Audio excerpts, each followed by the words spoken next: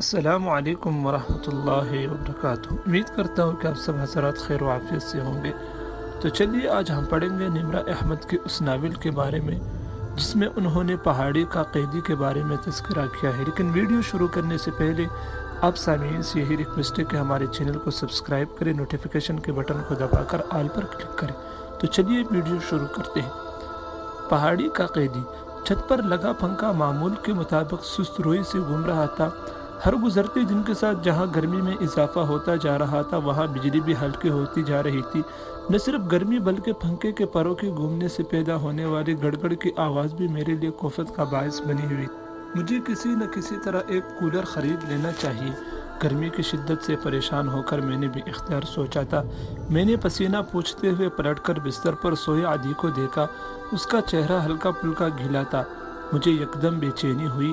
میز پر کاپیاں چھوڑ کر میں لپک کر بستر پر آئی اور اپنی دوپٹے سے عدی کی پیشانی سکھائی۔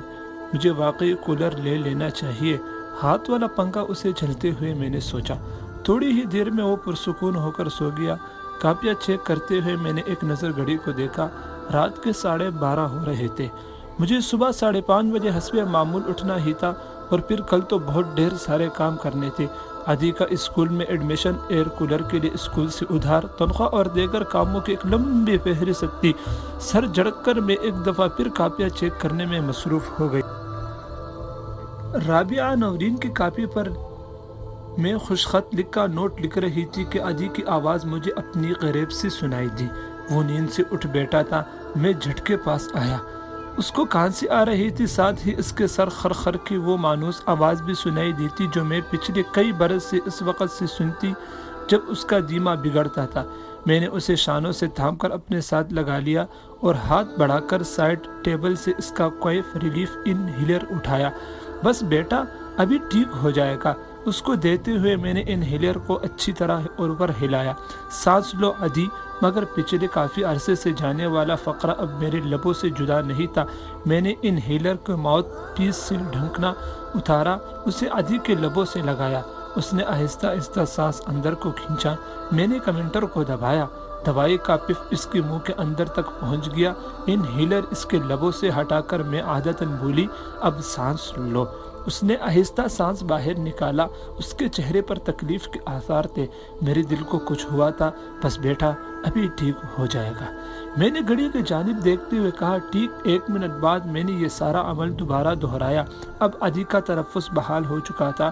اس کے سینے سے آنے والی خرخر کی آواز ختم ہو چکی تھی۔ وہ پرسکون ہو کر لیٹ گیا، آنکھیں موند لی۔ کتنی ہی دیر اس کے ساتھ بیٹھی، اس کے بالوں میں انگلیاں پھیرتی رہی۔ اس کا سر تکیے پر ڈال کر میں واپس کرسی پر آ گئی اور کاپیاں چیک کرنے لگی۔ کاپیاں چیک کرنے کے بعد میں انہیں میز کے اوپر ترتیب سے رکھ کر واپس عدی کے پاس بستر پر آ گئی۔ 6 سالہ عدی ہلکے ہلکے خراٹے لے رہا تھا۔ مجھے بے ساختہ اس پر بے حد پیار آیا۔ اس کے چہرے پر جھک کر میں نے اس کی پیشانی چومی، پھر اس کا دایاں ہاتھ اپنے بائیں ہاتھ میں لے لیا اور تکیے پر سر رکھ کر آنکھیں موند لی۔ پوری دن کی تھکاوٹ کے بعد جلد ہی نیند نے مجھے پر اپنا غلبہ کر لیا۔ میری آنکھ سے خرخر کی مانوس آواز سے کھلی تھی۔ میں یکدم اٹھ کر بیٹھ گئی۔ عدی کو نیند میں کھانسی آ رہی تھی۔ میں نے جلدی سے اس کا انہیلر اٹھا لیا، پھر اسے شانوں سے پکڑ کر اٹھایا۔ اس کا عطیہ ہمیشہ رات کو یا صبح صادق کے وقت بگڑتا تھا، اس لیے میں بہت الرٹ نیند سوتی تھی، بلکہ میں تو شاید ساری رات سوتی بھی نہیں تھی۔ انہیلر سے دوائی کے 2 پف لے کر وہ ایک دفعہ پھر پرسکون ہو کر لیٹ گیا تھا۔ اب کی بار اسے نیند قدرے دیر سے آئی تھی، مگر پھر بھی وہ نیند کے وادیوں میں اتر ہی گیا۔ میں نے ایک دفعہ پھر لیٹتے ہوئے گھڑی کی جانب دیکھا۔ 3:30 ہو رہے تھے۔ اب نیند کا آنا مشکل تھا۔ صبح کی اذان ہوئی تو میں نماز پڑھنے اٹھ کھڑی ہوئی۔ جعفر آباد میں سخت گرمیوں میں پانی گرم اور سردیوں میں ٹھنڈ ہوتا تھا۔ اس گرم پانی سے وضو کر کے میں نے نماز پڑھی۔ سلام پھیرنے کے بعد جب دعا لیے ہاتھ اٹھائے تو آنسو ٹپک ٹپک کر میرے آنکھ سے گرنے لگی۔ میں خالی نگاہوں سے اپنے اٹھے ہوئے ہاتھوں کو دیکھتی رہی۔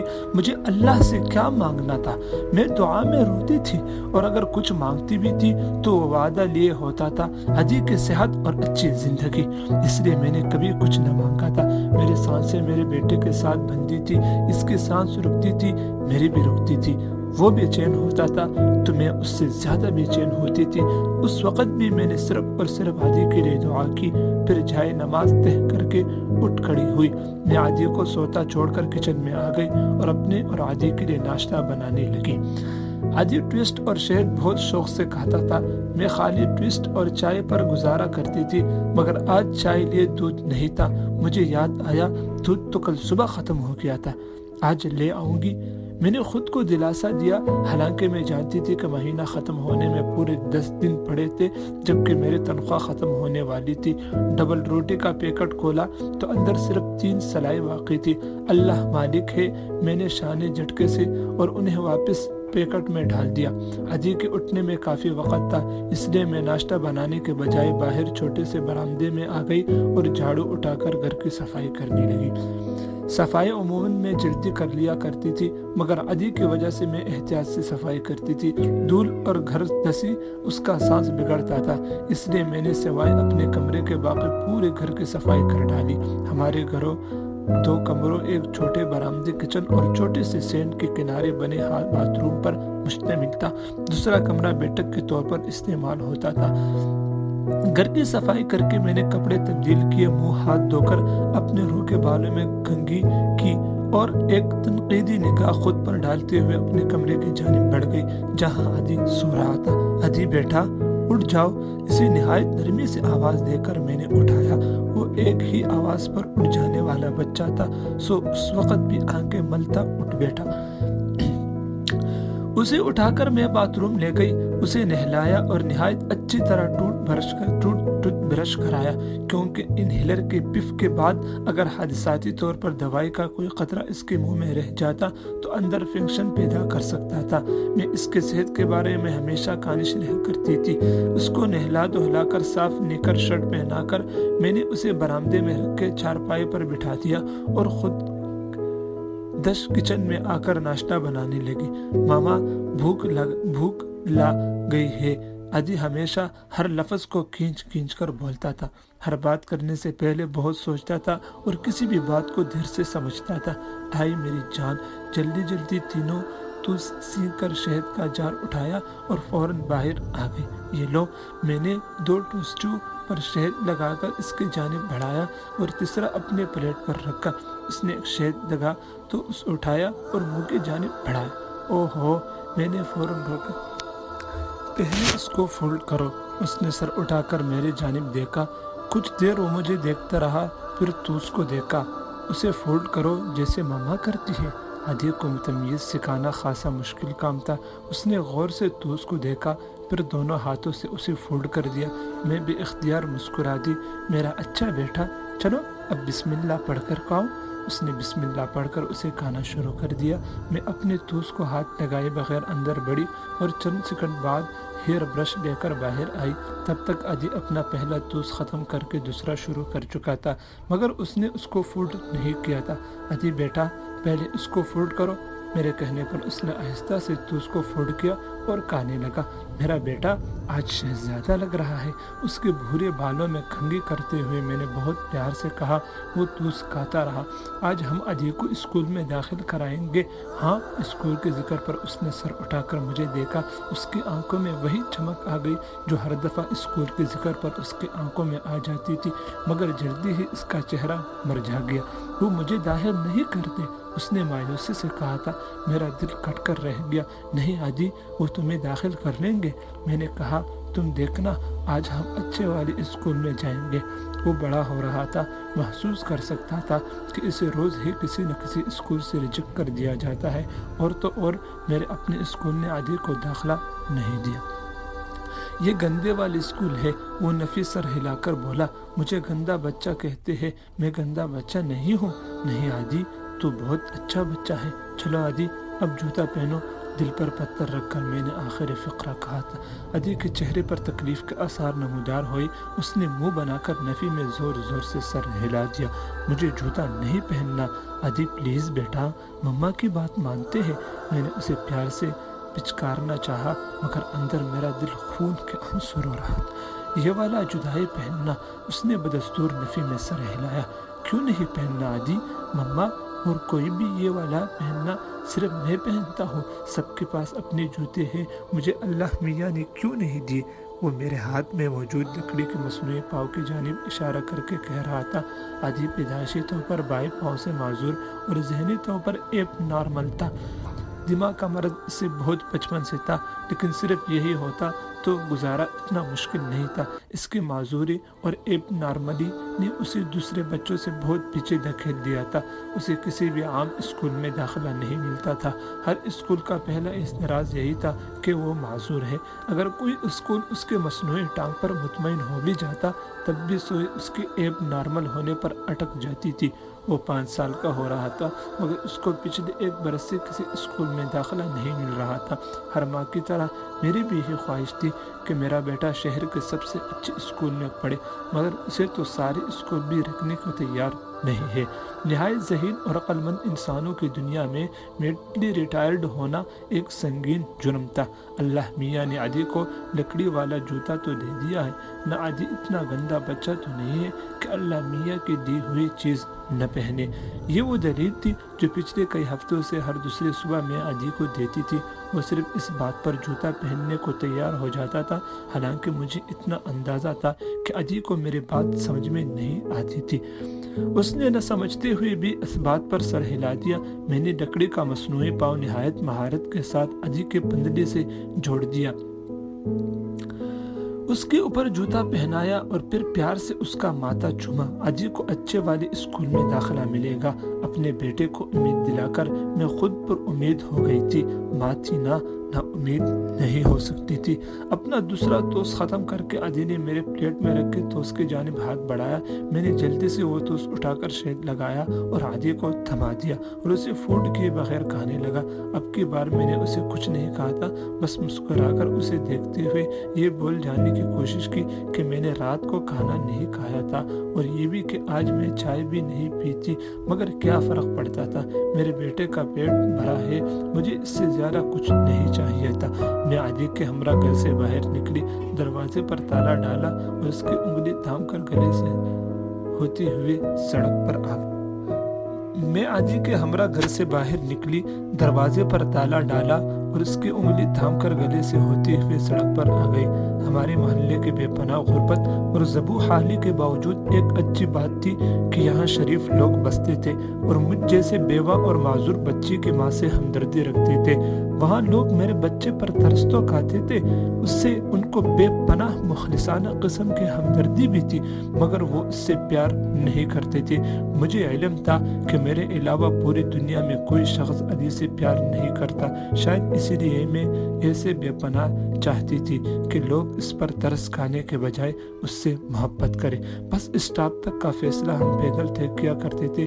میں عادی کو گود میں نہیں اٹھاتی تھی، میں اسے خود انحصاری سکھانا چاہتی تھی۔ وہ کسی کا محتاج ہو مجھے گوارا نہ تھا۔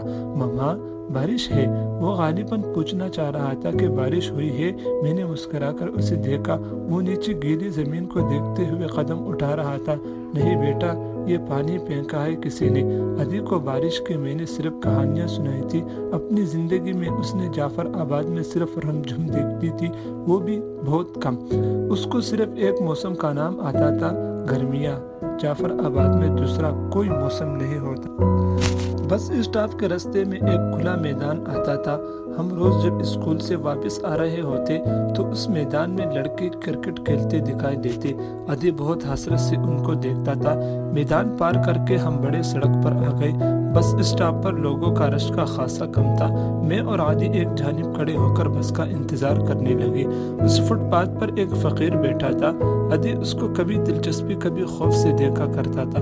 میں انتظار کرتی کہ کبھی تو اس کے بارے میں مجھ سے سوال کرے گا، مگر عادی سوچنے اور سمجھنے کے حصے معذور تھا۔ یہ کون ہے عادی؟ اس دن مجھے سے رہا نہ گیا تو میں نے اس سے پوچھ ہی لیا۔ جواب میں وہ خاموشی سے مجھے دیکھتا رہا۔ یہ فقیر ہے عادی، یہ پیسے مانگنا ہے۔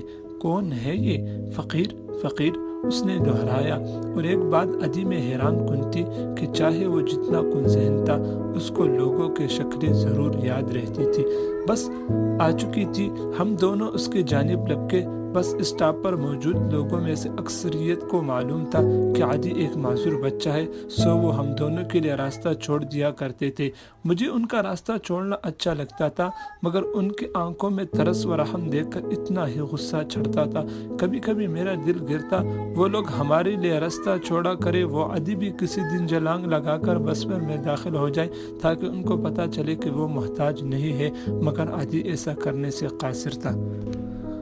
روز کی طرح وہ کھڑکی والی طرف بیٹھ گیا اور شیشے سے باہر دوڑتے مناظر دیکھنے لگا۔ مما، طوطا! اس نے ایک دم میرا کندھا جھنجھوڑ کر مجھے کھڑکی سے باہر ایک دکان کے سامنے لگے پنجرے میں قید طوطے کی جانب متوجہ کیا۔ اس کو تمام پرندے بالعموم اور طوطے بالخصوص پسند تھے، مگر اس کے استحماق کی وجہ سے میں اس پر پرندوں اور جانوروں کے قریب نہیں جانے دیتی تھی، بس سست رفتاری سے چل رہی تھی۔ میں نے قدر فکر مندی سے کلائی سے بندھی گھڑی کو دیکھا۔ یکدم مجھے احساس ہوا کہ کوئی میرے ساتھ کھڑا ہے۔ میں نے سر اٹھا کر دیکھا، ایک 40-45 سالہ خاتون ایسل پر کھڑی تھی۔ جھٹکوں سے بچاؤ کے لیے انہوں نے راڈ پکڑ رکھی تھی۔ میں فوراً اٹھ کھڑی ہوئی۔ اب بیٹھ جاؤ۔ نہیں، آپ وہ انکار کرنے لگی۔ نہیں پلیز آپ بیٹھ جائیے، میں آ کھڑی ہوں۔ وہ مشکور نگاہوں سے مجھے دیکھتے ہوئے سیٹ پر بیٹھ گئی، پھر ہاتھ میں پکڑا اخبار کھول کر پڑھنے لگی۔ عادی نے گردن گھما کر ان خاتون کو دیکھا، پھر ان کے اخبار پر بنی تصویر دیکھ کر وہ میری طرف چہرہ کر کے پوچھنے لگا، مما یہ کون ہے؟ میں نے اخبار کی جانب دیکھا، یہ قائد اعظم ہے۔ وہ کون ہے؟ بعد میں بتاؤں گی عادی۔ مجھے یوں کھڑے ہو کر بولنا اچھا نہیں لگ رہا تھا۔ وہ میرے طرف خاموشی سے دیکھتا رہا، وہ کسی بھی بات کو دیر سے سمجھتا تھا۔ ہمارا اسٹاپ آ گیا، ہم دونوں باہر نکلے اور اسی طرح ہاتھ میں ہاتھ ڈالے چند قدم کے فاصلے پر موجود سرکاری اسکول کی عمارت کی جانب چل دیے۔ ہم اچھے والے اسکول کب جائیں گے؟ وہ مجھ سے پوچھ رہا تھا۔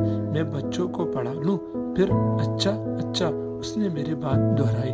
عادی کو میرے پرنسپل صاحبہ کی جانب سے خصوصی اجازت تھی کہ وہ میرے ساتھ اسکول ٹائمنگ میں بیٹھ سکتا تھا۔ میں تیسری اور چوتھی جماعت کو معاشرتی علوم جبکہ باقی پرائمری کلاس کو اردو اسلامیات پڑھاتی تھی۔ میں نے صرف BA تک تعلیم حاصل کی تھی۔ جلد ہی شادی ہو گئی اور کبھی سوچا بھی نہ تھا کہ یوں نوکری کرنا پڑے گی۔ اگر عادی کے بابا کا 1.5 سال پہلے انتقال نہ ہو جاتا تو شاید میں بھی گھر میں بیٹھی ہوتی، مگر زندگی میں وہی کچھ تو نہیں ہوتا جو سوچا جاتا ہے۔ چوتھی کلاس کا پیریڈ لینے میں عادی کے ہمراہ کلاس میں داخل ہونے ہی والی تھی کہ عادی کے چہرے پر تکلیف کے آثار دکھائی دی۔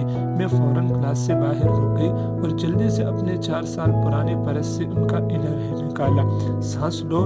انہیلر کو ہلاتے ہوئے میں نے ہدایت جاری کی۔ وہ سانس باہر نکالنے لگا۔ ان کو انہیلر کے 2 پف دینے کے بعد اسی لیے کلاس روم میں داخل ہوئی۔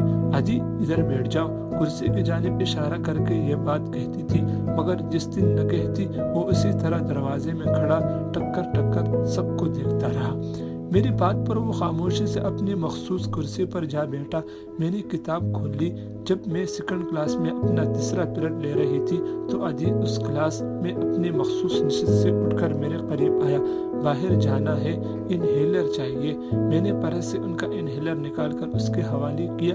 اسی دوران میرا حتی المقدور کوشش رہی تھی کہ 2nd کلاس کے بچے اس انہیلر کو نہ دیکھیں، کیونکہ مجھے ان کے چہروں پر اپنے بیٹے کے لیے امٹ کر آنے والے تعصب زہر لگتا تھا، مگر بچے دیکھ چکے تھے اور ان کے چہروں پر میرے ناپسندیدہ تاثرات بھی تھے۔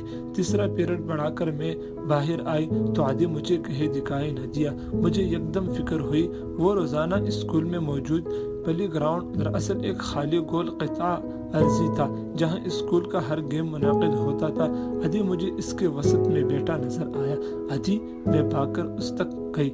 تم ادھر ہو، میں تمہیں ڈھونڈ رہی تھی۔ وہ دونوں گھٹنوں کے گرد بازو کا حلقہ بنا کر سر جھکائے بیٹھا تھا۔ عادی، کیا ہوا؟ اس کے جھکے سر کو دیکھ کر مجھے پریشانی ہوئی۔ میں وہی اس کے سامنے بیٹھ گئی۔ اس نے سر اٹھا کر مجھے دیکھا۔ اس نے بنے ناراضگی کے عالم میں سیکریٹری کے ماتھے پر بل دی۔ کیا ہوا؟ کس نے کچھ کہا؟ اس نے میرا انہیلر چھین لیا۔ وہ رونے کے قریب تھا۔ کس نے؟ میں نے دھل کر پوچھا۔ یہ اس کا مہینے میں 4تھا انہیلر تھا جو گم ہوا تھا۔ وہ لڑکا اس نے مجھے مارا بھی ہے۔ ادھر اس نے اپنے سرخ گال کی جانب اشارہ کیا۔ آنسو اس کے چہرے پر پھسل رہے تھے۔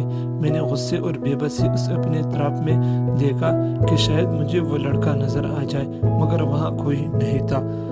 تو تم نے اسے اپنا انہیلر چھیننے کیوں دیا؟ تم بھی اسے مارتے، میں قدرے غصے میں کہتے ہوئے یکدم رونے لگی تھی۔ ہر دوسرے دن وہ انہیلر توڑ دیا گم کر بیٹھتا تھا۔ میرے پاس پیسے ختم ہونے کے قریب تھے۔ میرے اللہ، میں اس کا انہیلر کہاں سے لاؤں گی؟ بے بسی سے میرے آنکھوں میں آنسو آ گئے۔